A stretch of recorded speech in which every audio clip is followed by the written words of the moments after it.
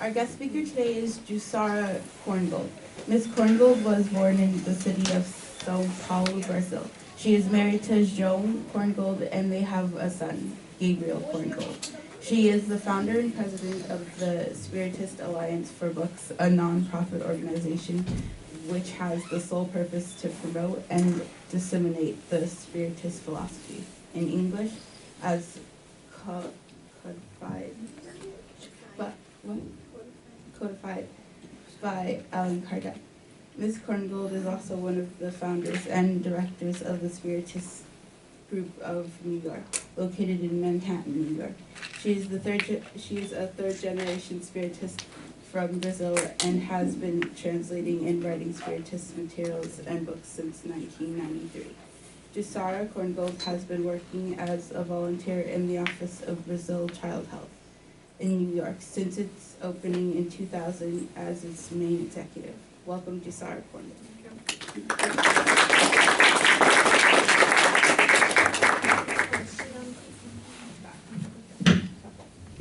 Otherwise, I walk all the room. It's going to make everyone busy.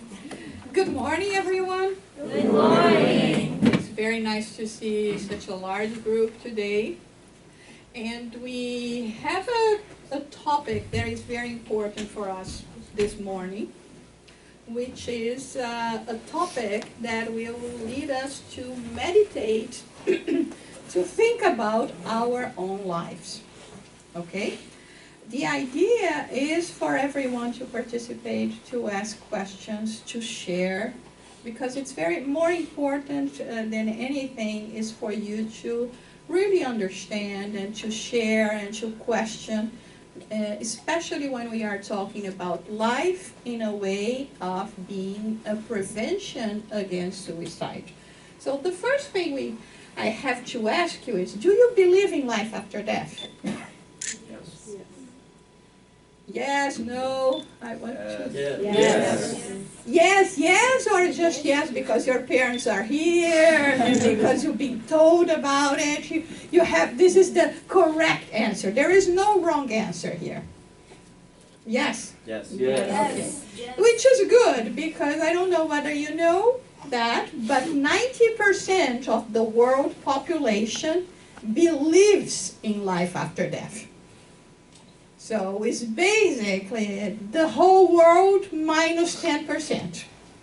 The only difference is that, there are people that think we go to heaven, we go to hell, or we reincarnate. So there are different concepts of what happens next. But the majority do believe in life after death. So this is the most important point for us here. So starting from the point that we do believe there is something next, what is going to be next after this life? What happens to us? Okay. Another question. From where did Kardec receive information about life after death? You know? Yes. Mediums? Okay.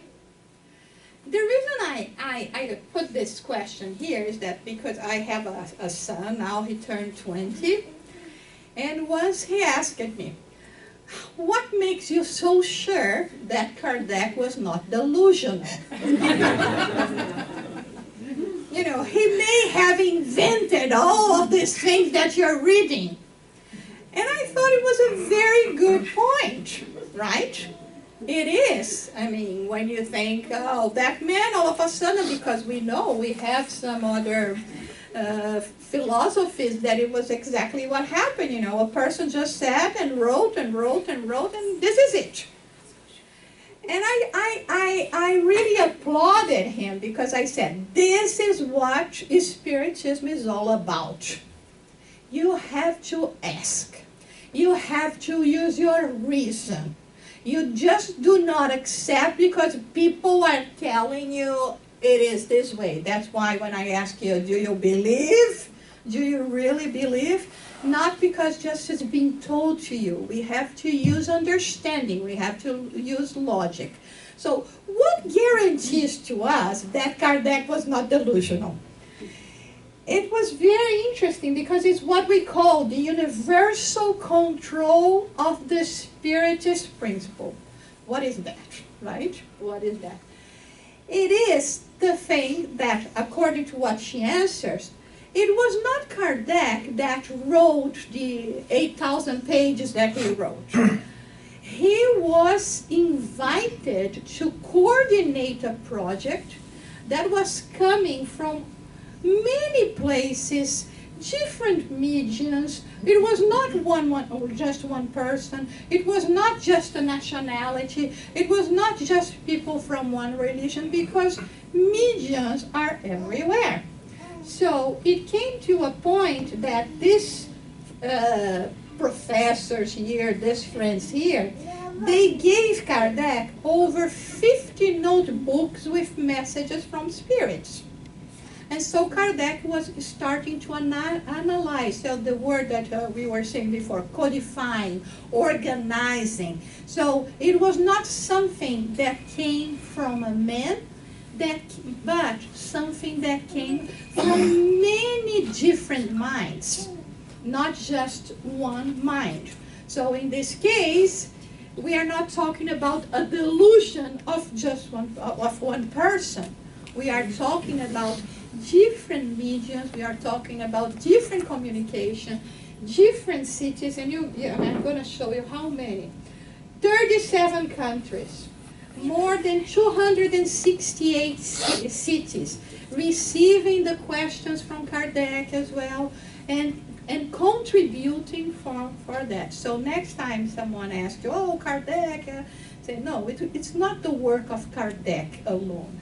It's the work of spirits together with mediums, and Kardec organized it, and it was, of course, the one that came about with all the questions. So this is very important for us in terms of discussing our next topic, because if you do not understand that, how will you find inspiration and motivation to go on with your lives, especially when you are living moments of trouble, right? Okay, any questions? Any comments so far? And according to Kardec, the aim of Spiritism is to improve ourselves. So it's not to prove this or to prove that, but to have an understanding that we are here, according to what we saw in this little video, to become better citizens. And to understand that we are all connected. And that we have to be, helping one another, because we need help from one another. So what about suicide? What role does suicide play in all these things? What did the Spirit's book tell us about suicide? The question 944. People have the right to take their own life? No, only God has this right. Do you think Spiritism prohibits us of doing anything? Yes or no? No. What do you think? Is there anything that Spiritism prohibits you to do? Yeah, please speak up. What do you think? Have you heard here, you cannot, you are prohibited to smoke, you are prohibited to make friends, you are prohibited to... No. Spiritism does not prohibit us of anything. Anything. If you hear someone saying that to you, this person doesn't understand Spiritism well. You are allowed to do whatever you want. But we learn from Spiritism that not always our decisions are the best ones. And we learn also that every decision, every choice I make has a consequence. I'm going to sleep late. Tomorrow I have class at 7 a.m. I will wake up fresh as a daisy. No, I will wake up very tired, right? It's action and reaction. Everything that we do, there is a consequence. So in Spiritism, we always tell us what is in our best interest. Like for instance, nowadays, when we talk about smoking, for instance, we don't need religion, we don't need spiritism to tell you that this is not good for you. We have science. Every pack of cigarettes is written there in capital letters. It's going to kill you, it's going to give you cancer. So we see that in the same manner, spiritism will tell you you are going to affect your physical body. And your physical body is your temple. And it's the instrument that you have to achieve this perfection, to achieve this betterment that as a spirit you require. So when we talk about taking our own lives, we are not prohibited to do that. But what are the consequences? We always have to think about the consequences. And not only for ourselves, but for others. If I take my life, what is going to be the consequence for my brothers and sisters, for my husband, for my son? Yes? Depression? Yes, please? Depression? Huh? Depression. Yeah, sure. So we always have to be thinking about consequences. Okay, you are allowed to do everything. Spiritism doesn't prohibit anything, but we'll tell you, if you take this way, you're going to make your life easier. And one thing that we need is to make our life easier. We don't need to complicate life, okay?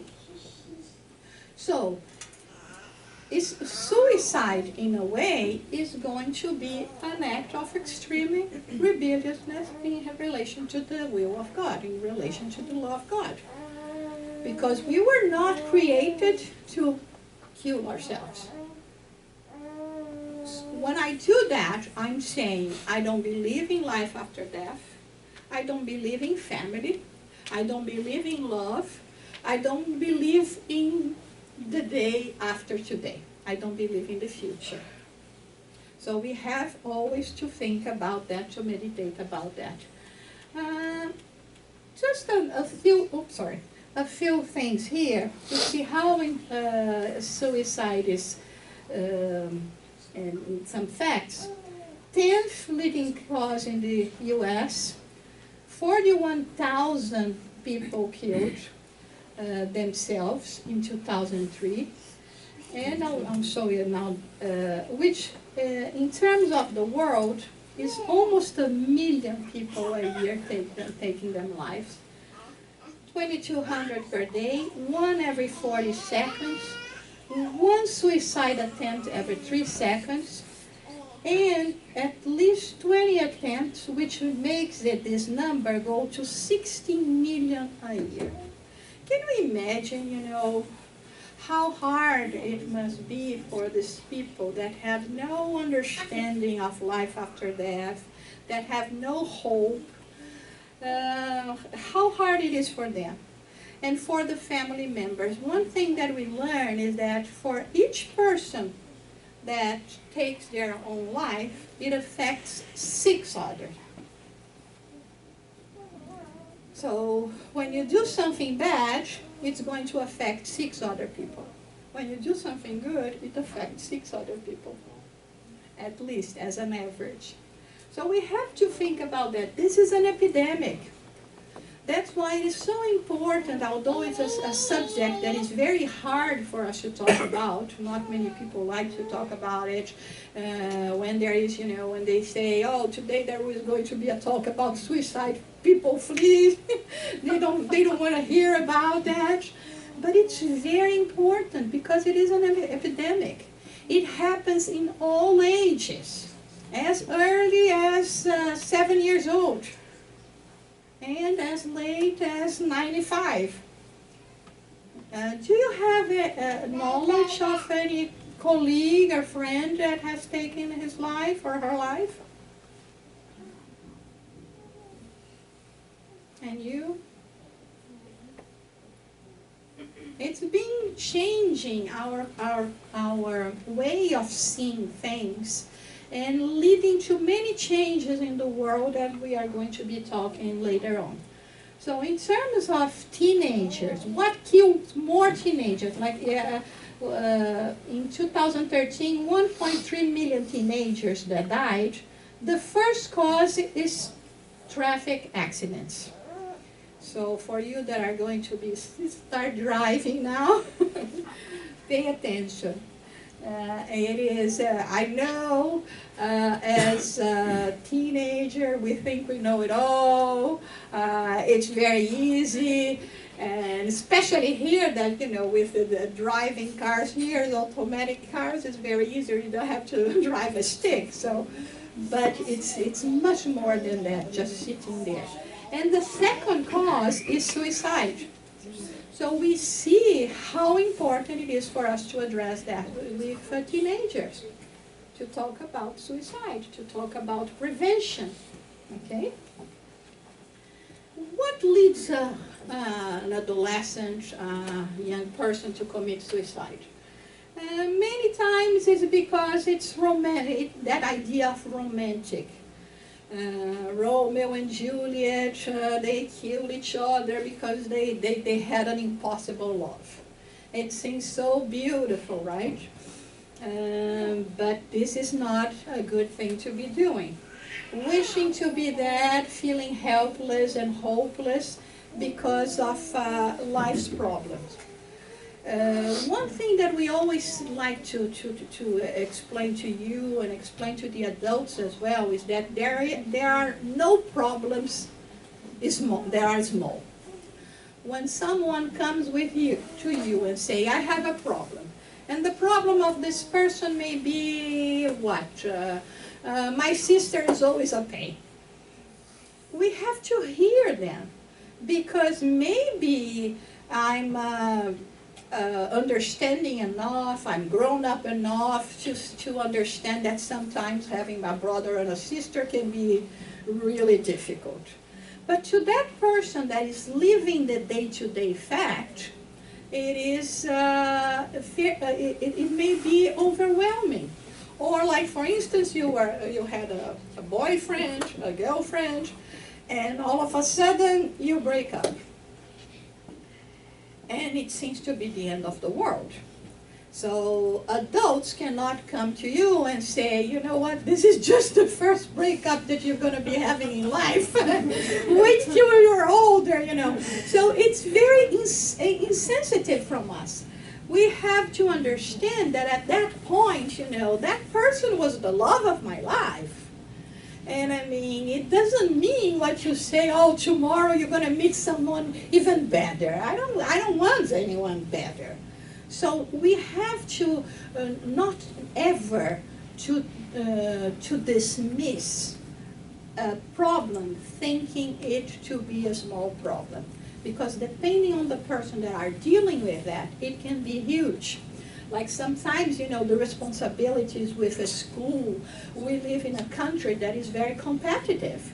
And you have to be the best. I mean, being A nowadays is having straight A's is no longer enough. You have to be in the honors students. So you've been pushed too much, and sometimes, this is not your call to be a brilliant student.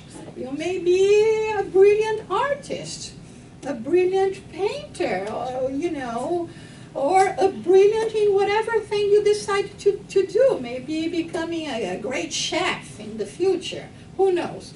So it's very difficult. And when we are going through that, when we are adolescents, it makes it very difficult for us sometimes to cope. And of course, it's the time where, temptations will come in terms of experiencing drugs or alcohol, and that is going to impair our judgment. And when we do not have enough emotional maturity to deal with things, is when things can get complicated.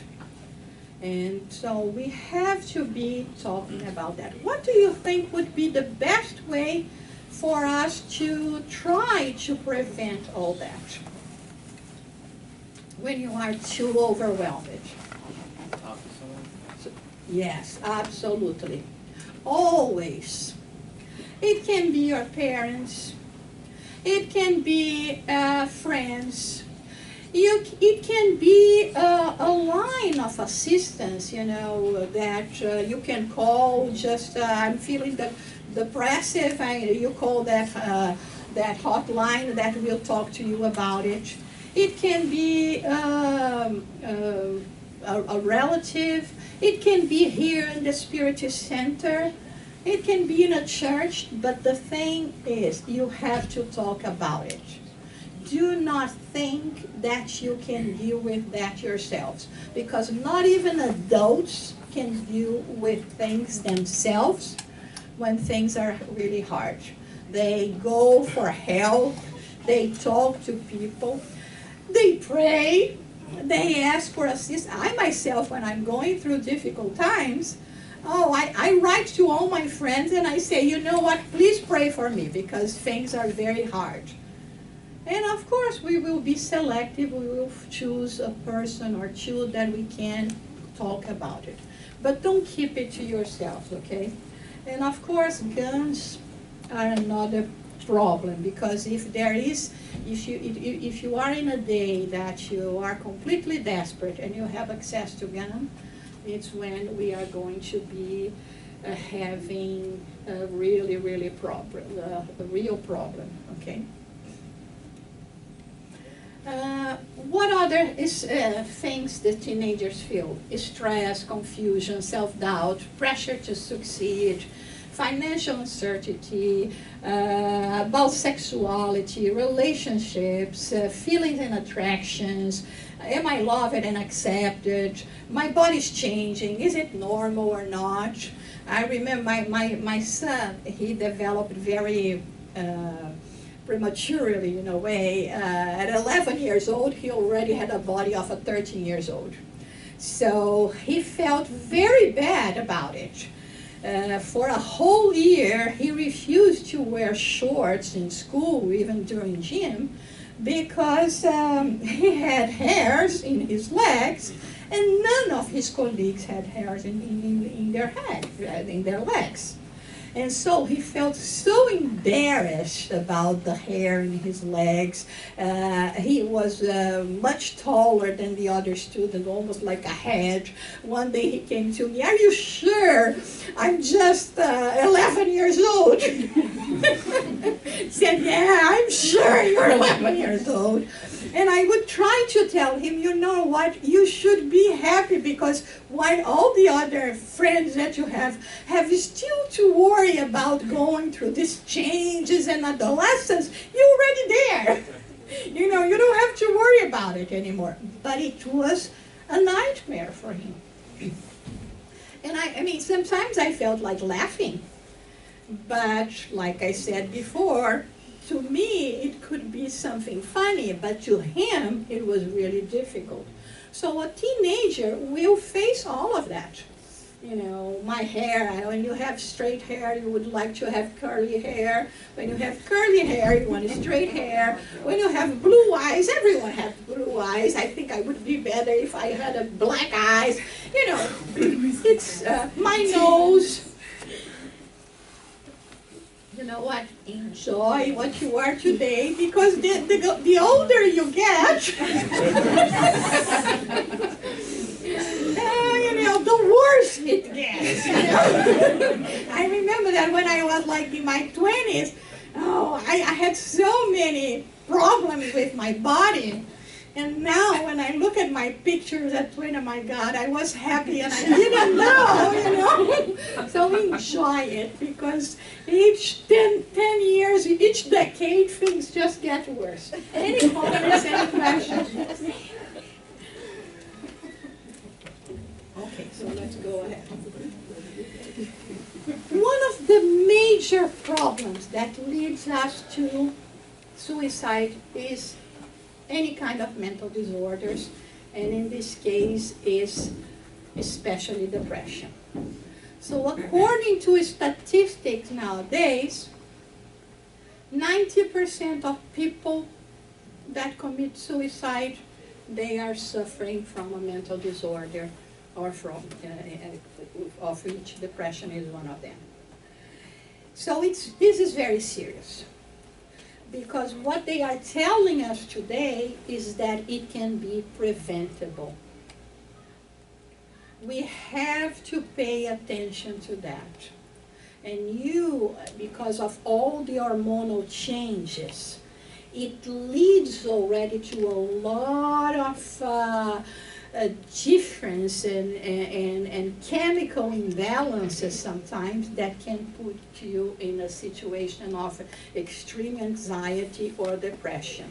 Unfortunately, there are too many people in the world still today that do not consider depression or any kind of mental illness to be a serious problem and to be something that has to be addressed by a doctor. And just go and go play with your friends and you're going to be happy. You're not. Because if you are actually suffering from any kind of chemical imbalance, it's not going to help just go and play with friends, just go out, to go to a party. I mean, it can be a momentary treat, but the thing is still there. So we have to pay attention to that. So they say that from each 10 cases, 9 could be prevented if it was correctly diagnosed and treated. And sometimes it's not only the fault of the adolescent, but it's the fault of the parents as well. Because we don't pay attention, or we dismiss that. Or now, I don't have money to go to pay for a psychiatrist myself. I'm not going to pay a psychiatrist for a 10 years old, for 11 years old. And so we are putting that 10, 11, 12, 13 at risk, because they are lacking the proper treatment. There is a book that is called Noonday Demon by Andrew Salomon, that he talks about his personal experience on being depressive, and he also, very early in his age, he found out that he was an homosexual, which made it very difficult for him as well, to all the circumstances of his life. And he writes brilliantly about what depression means. And one thing that he says, that is a family secret that everyone has. No one wants to say, oh, I have someone that suffers from depression at home. There is still a lot of prejudice when we talk about it. It seems that we failed somehow. This is not an illness. It's like, when you catch a cold or a flu. It's so silly, right? It's so horrible, but at the same time, it's so horrible. It puts you in bed sometime for the whole week. And you say, but come on, this is not an illness. It is. If it is putting you in bed for a week, it is an illness. Thank God it's just temporary, but it is something. So you cannot ignore when you are feeling those feelings. But there is one thing that is very important that we have to do. We have to differentiate depression versus a state of depression and sadness and existential conflicts. So we tend to say, oh, I'm feeling depressed today. Feeling depressed, feeling sad, doesn't mean that you have a mental imbalance that is a depression. We have to observe. But when a young people come to you and say, a young person comes to you and say, I'm feeling depressive, you cannot just think, oh, it's just something temporary, something that is going to go away. We should not take the risk. And you should not take the risk. You have to think, well, am I feeling too sad all the time? If you start thinking that you're feeling too sad all the time, too anxious all the time, there must be something that can be done for you. And treatments that can help you not feel bad. I remember that was once I was going through a very, very difficult period in my life. And I went to the psychiatrist and I said, you know what, it's been very hard for me and I need all the help I can get. So can you prescribe me one of those happy pills? And then she said, well, there are no happy pills. There are pills that just going to make you feel normal again. So this is what we are talking about. It's not drugs. It's something that is going to be followed up by doctors and things that sometimes we need. So we need to stop the prejudice that we have against treatments when it's related to mental disorders. Questions, comments? What do you think about it? Anyone? You've been very quiet. So pay attention to yourselves. Yes. What I think about Can you this, speak louder, please? Yeah, what I think about this is very difficult because my husband is taking medication for depression. In the winter time, especially here, we have it's affect much more for them. So all the people has depression. So the family is very important to be with them and understand and not be judgmental, be there. It's the family, it's love. Yeah. And the treatment, he needs the treatment. And I think also that the family has to accept a diagnosis.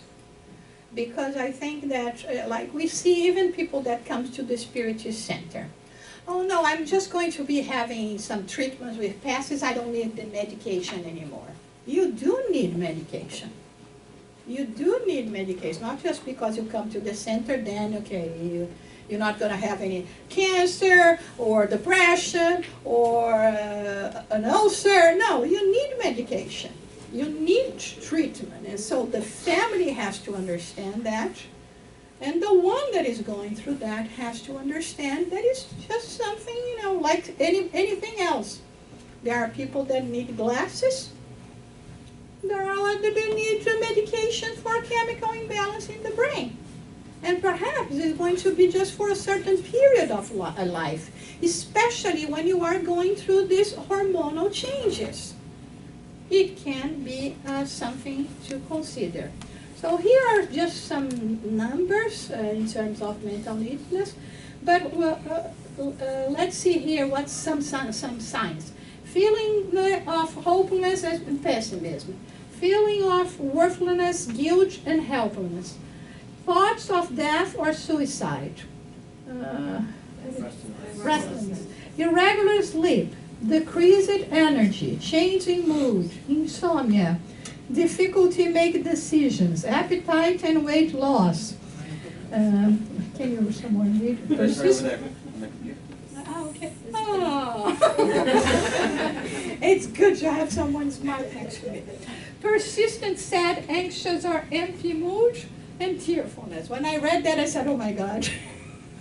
Except from the weight and loss of appetite, I check everything else. Right? So, but what we are talking about here is a constant. Okay? We all are going to have feelings of hopelessness. We all are going to feel sad. We all are going to have insomnia. If I have a big day next day, I mean, you can be so excited about this big day that you cannot sleep. We always have sometimes that I feel like, you know, crying, right? But then we are talking about constant, about being a constant presence, okay? So it happens more among middle class and the poor class because they have less financial resources to spend with doctors, therapists, and psychiatrists. So it happens, what? Not a depression per se, but the maintenance of the depression because they cannot have financial resources to pay for the treatments. The family, like she was saying, is pivotal, is crucial in terms of helping because they have to understand that it is this invisible illness and that has to be addressed. And Michelle Obama has just released a program to assist newly mothers who suffer from postpartum depression. Here's what we are talking about, the changes in the hormones. And we hear cases of mothers that just have a baby, and not only they kill the baby, but they kill themselves as well. Because of what? You know, you carry a baby 9 months, and then when finally the baby hears everything, the most beautiful thing in your life, and you are so bad, feeling so depressive, that you kill the baby and kill yourself. Is this normal? It is a symptom, and it has to be addressed. Okay. What can reduce these risk factors? Family. And like he said, like she said, we have to talk to family. For us, that, you know, for those, the lucky ones that have family, have a father, have a mother, or an uncle, or a grandparent that is present in your life. Love, affection, attention, conversation is always the best thing for us. And to talk about, not to, one thing that teenagers normally say, oh, my parents are not going to understand me. You know what? Your parents were teenagers one day. They lived exactly what you're living. And I heard many times from my son, oh, the times were different. The times were not different, you know, because we all always want the same thing. You want to succeed in school. You want to have a nice, you know, boyfriend, girlfriend next to you. You want to be popular. You want to have fun. You want to be happy. This is what you want for your life now? Yes or no? Right. Huh? Right. Yes, right? That's what I wanted for my life as well when I was a teenager. So what is the difference? You have more freedom today. Good for you. We didn't. So you're luckier than we were. You know, there are more understanding there and respect in terms of what the young people need. In our time, didn't have that much respect, right? But it's the same thing. So we adults, we understand what you are going through because we went through. We have those experiences. So go and talk. If you don't feel comfortable with your parents, find someone else. But try to make this connection, because sometimes family is not just connected by blood. It can be by the affinity of people that you feel comfortable with, okay? A belief in something or a force greater than ourselves. It always helps. Because when we don't believe in anything, you know, when I preach YOLO, and YOLO here for the adults who do not know, it's not, you know, a distant cousin from Yoda, the Star Wars. It's YOLO. Is you only live once. You know, which the teenagers use a lot today. Huh? Sorry? YOLO. Yeah, right? So it's not the distant cousin from Yoda, right? It's not right. We understand now that we are an immortal spirit. And according to Spiritism, we understand that we are going to be living many more lives. Thank God. I mean, I would think it was horrible, just this is it. You know, it's... So this belief will help us to go through and to actually cope with the problems of life. You can be mad at God and even ask, why me? Because you can also ask for support and strength.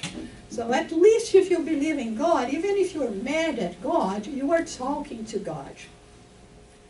You have a belief, you have an understanding. And to go through life without a belief, it can be very, very hard in certain occasions, right? How many times a day do you think about yourself?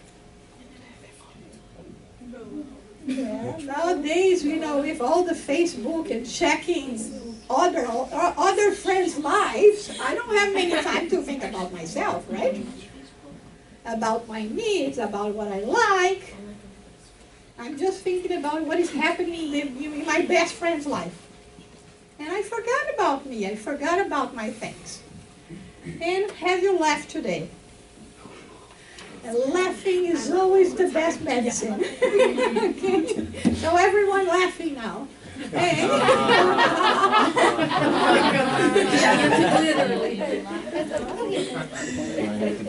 I cannot tell a joke now, but because I'm horrible telling jokes. But, okay.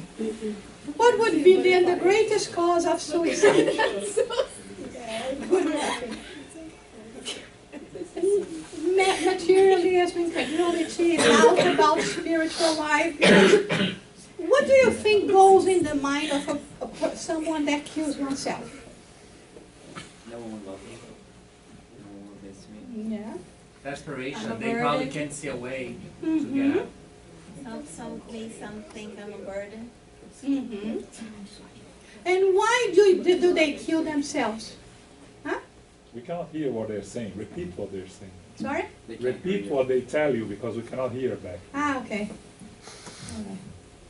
They said, I'm a burden and thinking I'm I'm a burden, No one loves you. no one loves me, Desperation. desperation. But why do you think they kill themselves? Because feeling all of that, they say, I'm not going to feel anything anymore. They try to Escape. It's an escape. I will cease to exist. Right?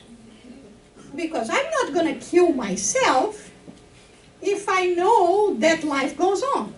That I cannot stop my head from thinking. Because sometimes what we want is just to stop our head from thinking and our hearts from feeling. But according to what we learn here, is that possible? When you kill yourself, you kill yourself? You kill just this physical body.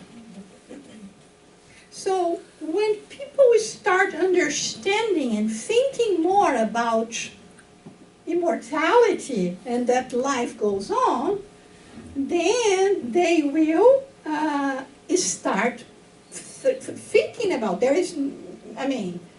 what's the use of killing myself if there is no killing, if I'm going to continue surviving? It's always a moral weakness in a certain way. And sometimes lack of knowledge, lack of understanding. So Joana de Angelis tells that the cause of all evils present in the world today is due to the absence of a more spiritual vision of life, of this understanding that we are not only this material body, we are much more than that. This is just, a garment, a piece of cloth that I put for this incarnation. I'm going to wear something else in the next one. I wore something else in the previous one. But my spirit continues. So what's the point? If I want to die, there is no death, right? Can I ask a question? Yes. So, if you have If you more, can just speak louder, right, if please. you have more knowledge of life after death, right?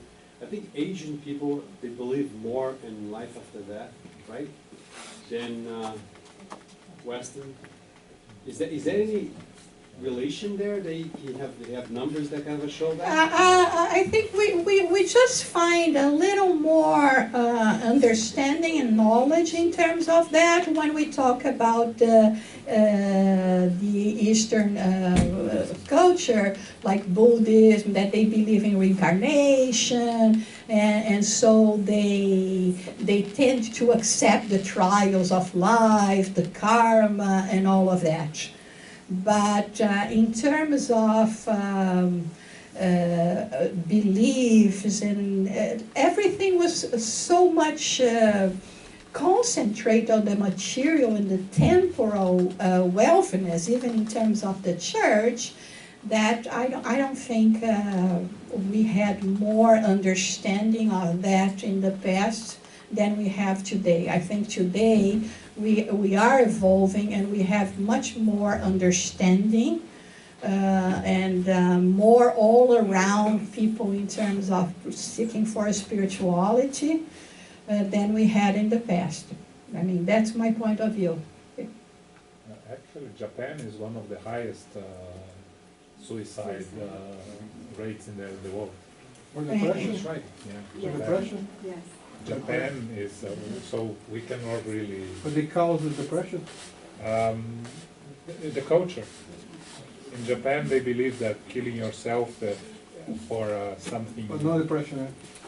Depression is everywhere, right? It's a global problem. And everything has to be analyzed. For instance, we could say that man, according to the numbers and the statistics, that male has a greater tendency of killing themselves than female. Because the number of males that kill themselves are much larger than the number of females that kill themselves. But that would be a wrong vision. Do you know why we have this difference?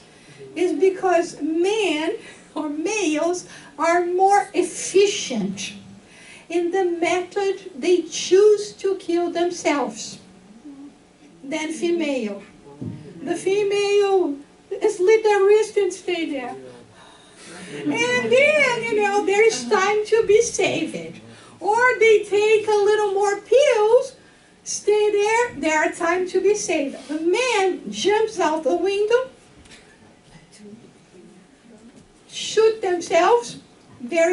So, according to numbers as well, we can have a wrong vision and say if males try to commit more suicide than female. It's not right.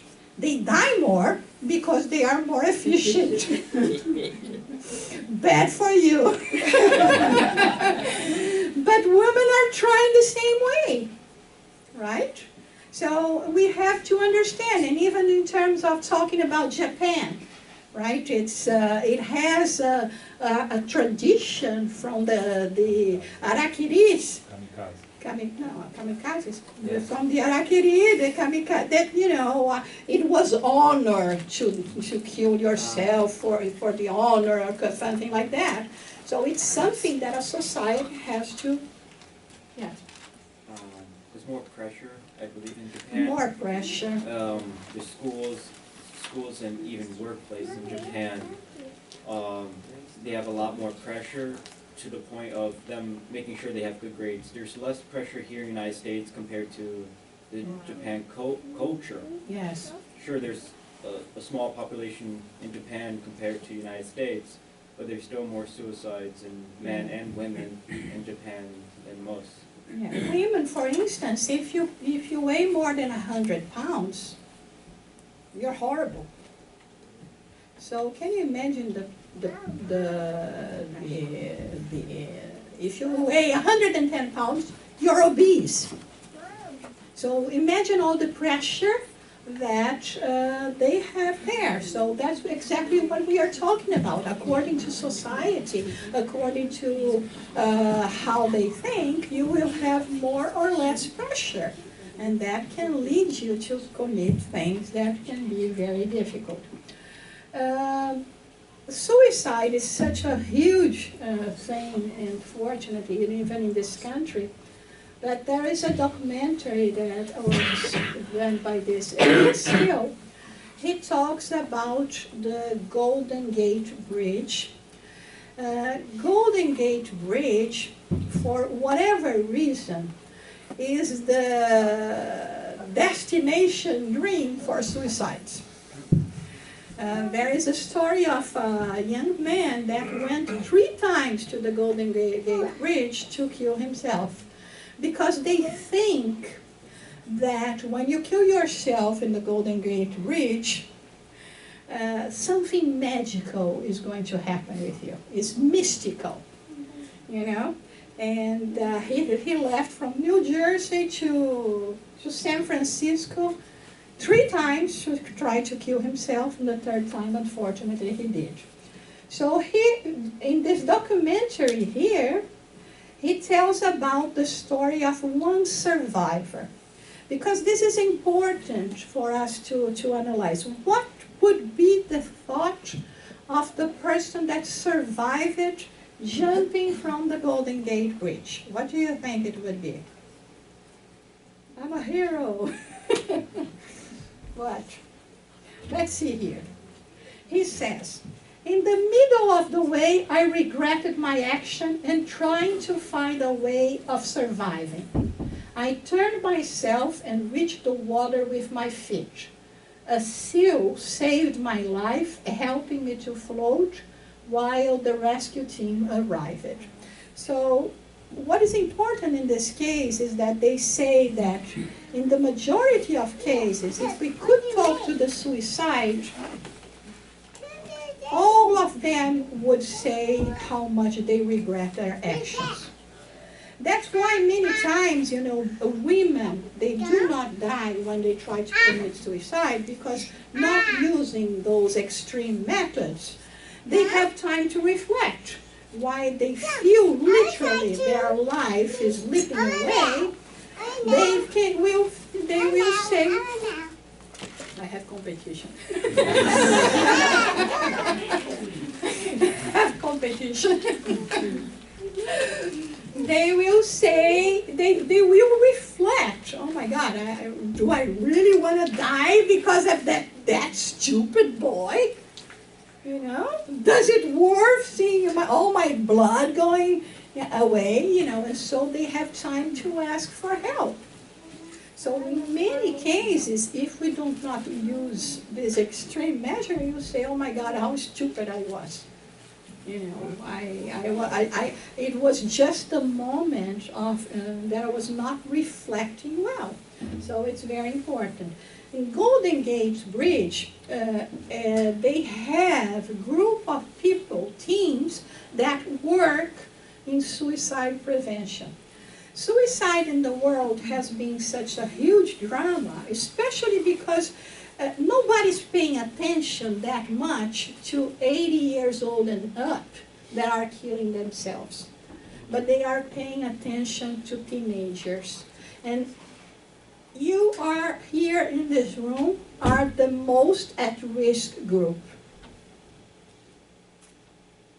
And that's why it is generating a lot of changes in the world. We know that, for instance, in NYU now they used measures, they changed their architecture in the library that young people use it to jump, to kill themselves. In the UK, there was a lot of people that used to kill themselves by smelling gas in the kitchen. So what they did, they decided to put something in the gas that it smells so bad that when you try to kill yourself smelling the gas, you cannot stand the smell of this other component. They put it there and you give up. In Golden Gate Bridge, they are also taking measures, not only in terms of changing the architecture, trying to eliminate all the places where people could jump, but they have teams of people that goes from one place to the other. And there is this man that says that he is one of these people that work there, and he goes there and he talks to the person that is there waiting to jump. And he was telling that one thing that is very important that he said, one of the people that he managed to save, a young man, he asked why, and he said, because you listened. So again, here we emphasize the importance of talking and of listening. So sometimes a friend of you can come to you and try to use your help, but you dismiss, you want to check what is going on in Facebook or Instagram or whatever else you're using these days, and you don't listen anymore to each other. You don't talk to each other. Do you think this is a good thing? I mean, to talk, to listen? Yes. Last year, I lost a friend that way, and when you said about talking to another person, this person who committed suicide called this other friend saying that he had such a pain on his heart, and then the other friend, you know, they're just males, and they'll be like, okay, we gotta go to the doctor, might be like a heart, you know, they did not pay attention to the feeling, you know, it's like he was asking for help, but wasn't listened quite sure, and that person even felt like that he could have done better, that he could have listened, that he could have go after that person, you know, like the feeling that you fail or something. But I think that big wake-up call is that when you kind of feel that a person is just, you know, waiting for a little help, just give a lot of attention towards it, because it might be like, oh, I'm feeling something on the inside, I'm feeling a little pain, but that pain could generate to what happened. And So, the thing it's is, hard. I agree completely, because it's not that we are going to go to someone and say, you know what, I'm so sad, I'm thinking about killing myself. Right. People who want to do that, most of the time they don't talk about it. But they will express this sadness, this need of, you know, talking, of being listened, of being embraced sometimes, you know. And I mean, we have to be paying attention, because otherwise it's very hard for us to do that. So some people recommend not to talk about suicide because it can give, especially when we are talking about teenagers. Now, don't give them ideas, okay? And nowadays, psychologists, therapists, experts in the field, they say, talk. So we have to talk. And if we don't talk to you, I mean, how can you know? How can you think about it? So the idea before, because there was this book from Goethe that had a certain story of, again, romantic story, very much like Romeo and Juliet.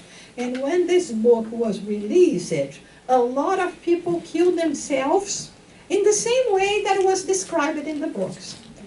I don't know if the young people know who Marilyn Monroe was, right? When she died, and people thought it was suicide, there was a lot of women that imitated her way of dying. So there is always a complication, and so there was this idea that let's not talk about it. It's like, you know, you're being an ostrich, you put your hand in the sand and you don't see anything, it's not happening. It is happening in your age, and we have to talk about it. And parents are not going to be giving ideas, they are going to remove the ideas actually when they talk about it. Make sense? Just one thing that they recommend, the World Health Organization, is not to give front pages to suicides and to describe the method employed. Also because of, like we just said about Marilyn Monroe, a lot of people start taking the pill, the same thing, like imitating Marilyn Monroe. And not even to say, oh, that person was a very brave person because one killed oneself. I mean, you kill yourself, it's a complete act of selfishness. You are not thinking about your loved ones. You are not thinking about your parents. You are not thinking about anything except you, and I want to end. And is it going to end? No. So can you imagine the pain, since we are talking about teenagers, of your parents if you do something like that? It's something that you do not recover from. Jussara, but Yeah. some kids won't be thinking about that, like, oh, I want to hurt my parents and I want to do that because then they're gonna miss me because they didn't do what I want. Mhm. So I think a lot of teenagers has that thought that they're gonna do that to hurt the parents. Yeah, but at the same time, you know, if they stop and think a little bit, they will say, maybe there are better ways for me to hurt them than just to, you know, end myself completely. You know? Not talking to your own parents is also a huge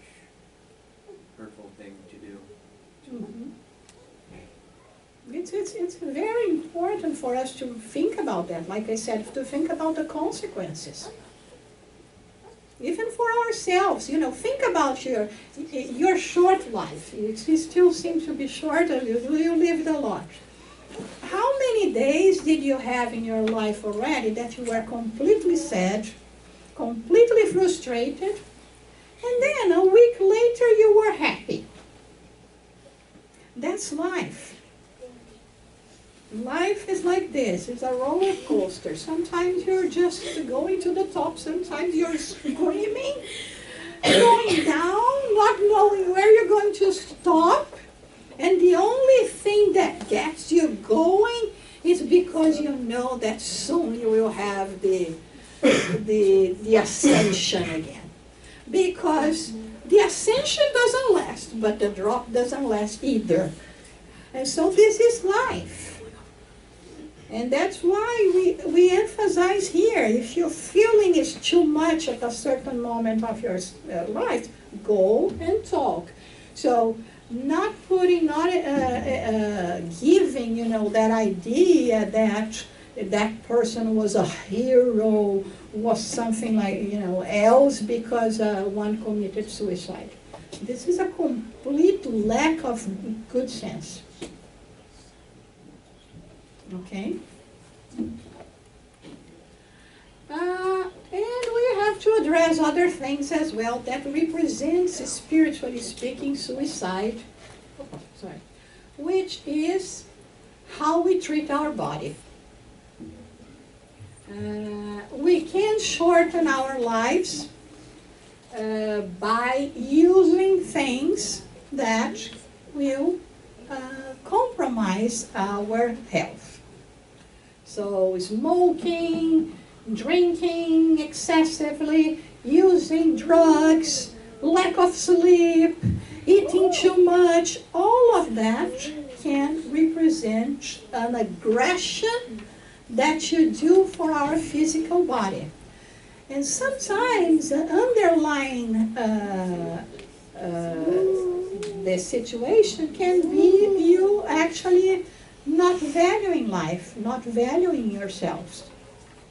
Many people go to excessive drinking or drugs or even smoke because they don't like themselves. What do you think about it?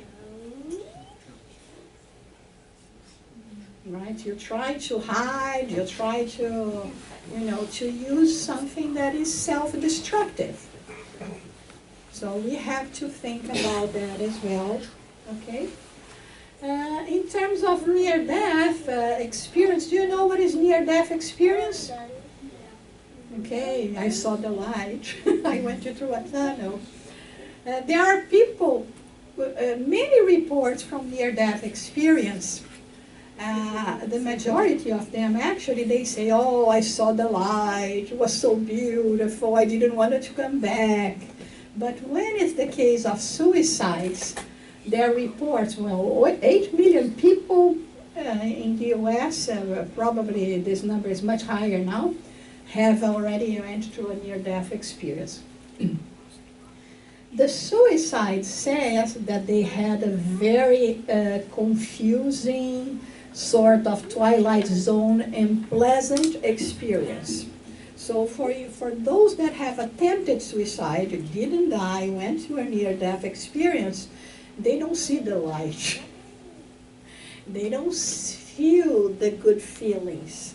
And these are studies conducted by one of them, Dr. Raymond Moody, a PhD here in the US. So it's another thing for us to think about it, right? Life goes on, and what I'm going to face after is going to be much harder than, staying here, dealing with my problems, and wait for the roller coaster to go up again, And just one thing now, there is a blood test that you can do nowadays to see whether you are at risk of suicide or not. and they identified a gene, SKA2, that can predict suicide 80% of accuracy. It's a lot. So maybe even for people that have this chronic depression, for instance, it could be something interesting for us to address.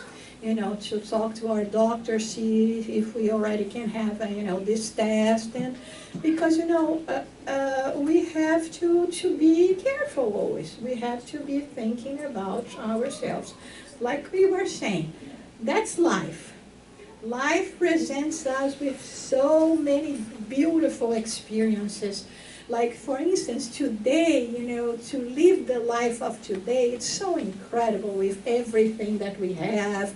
And like we were saying, for young people, they have much more freedom, much more independence within themselves as well. All the technological advances. Our son once asked us, my husband said, well, when I was, young, we didn't have a TV at home. And then he said, and how did you play video games?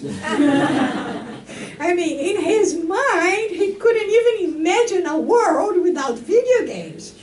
But there was a world that there was no TV, no video games. Can you imagine your life without a cell phone nowadays? Yeah. I mean, you can imagine, but it's hard, right? I mean, how did we compare? And what about GPS for you when you start driving? The GPS, my goodness. How did I find places before? So we are living a very extraordinary times, and with so much goodness happening, finding cure for many illnesses, continue studying, this blood test, for instance. And so there are so much good things happening, but there are things that are difficult as well. And so in times when you think, oh my God, I'm at the end of the well, nothing seems to be working, we have to remember about that. If you do not believe in a miracle, you are a miracle. Because to be born, to come to this earth, to have this opportunity is a miracle, is a blessing. And nothing should be in the way of you thinking otherwise. So if you are thinking otherwise, seek help because you are in need of help and assistance. And there is nothing wrong with that. There is nothing to be ashamed of that. Because we all, and as adults, if you wanted to get the testimonies of the adults, they will agree and say, there was time that perhaps even myself thought about it. Contemplated the idea. But then, we pray, we talk to someone, and we go home because we know and we understand that next day has everything to be a better day. And if it's not the next day, maybe the day after tomorrow. But it's going to happen, and it happens to everyone. Sometimes it seems that we do not see the end of the tunnel. We don't see the light at the end of the tunnel. But there is a light there, and sooner or later we will find that. Any questions or comments? Or do you like to share any experience or anything that you would like to share? We have time. Jussara, can you talk a little about the part of that, the obsession and the suicide process? Okay. It's a very important aspect as well. I wanted to, first of all, when I brought this, I wanted to make it clear here, two aspects. First of all, that we are all in the same tone that we do believe there is life after death. Because this is crucial for us to understand how unreasonable it is for us to think about kill ourselves, because there is no point in that. You're not going to achieve that. You're never going to end because you are eternal spirits. There is immortality. So this was a very important thing. And the second important thing is actually thinking about your well-being, your state of mind, and eventually any chemical imbalances that can be with you related to hormonal changes or anything else that can lead you to a certain depression that can make you contemplate the idea of suicide. Of course, there are also the spiritual aspects that I didn't bring because I didn't know whether you wanted to address this topic or not. But yes, there are spirits, since we continue existing, they are all around us, right? And so there are spirits that for one reason or another may not be cheering for us. On the contrary, they wanted to harm us. And it's when they can be next to us, like, this angel and demon voice is leading us to wrongdoing. One of them is the idea, because they started with the idea, sending you the idea that you are not worthy, that no one's like you, that what is the point of you being in the world, of all the low self-esteem possible that they can make you think about it. And finally, when they put you down there, they start sending you the ideas of you. So what's the point of being in the world? You should just end it. You should kill yourselves. And so this is a very serious thing when we are talking about the presence of a spirit that can do that as well. That's why, another reason why we should be talking to someone, because it may not necessarily be just, problems of being a teenager or problems of being the hormones or problems of chemical imbalance in the brain, but it can be actually the presence of spirits that do not want us to move on and to succeed. So you pray, you talk, you come to the Spirit Center, and it can be addressed as well.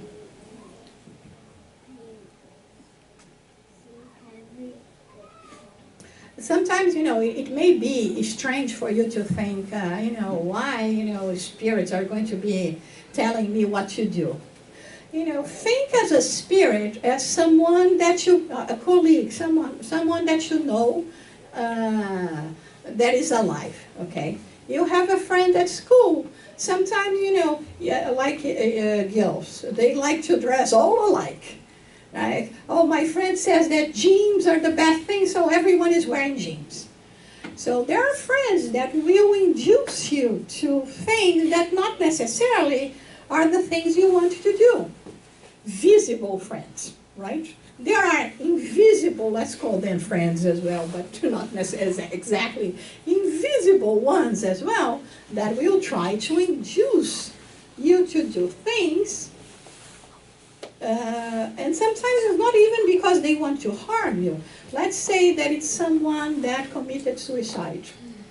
And now the only way that this spirit is going to feel good is by seeing others doing the same thing, because this spirit will say, you see, I'm not the only one doing that. Right? When your parents catch you in a fault, what is one of the favorite excuses that you can say? All my friends are doing that, right? Oh, no, this is not wrong. All my friends are doing that. Okay, so for this spirit, let's say a teenager that committed suicide, if he leads others to commit suicide, in his mind, he's thinking, oh, you see, everyone else is doing it. Many are doing, so I'm not wrong. Sometimes it's not just because it has something against you, but it appeases themselves by knowing that others are doing the same thing. Everybody's smoking. What is the problem? You know, not because everybody's doing, a lot of people are doing something that is a good thing to do. So we have to pay attention to that as well. Any more questions or comments? No? Okay, so then thank you very much.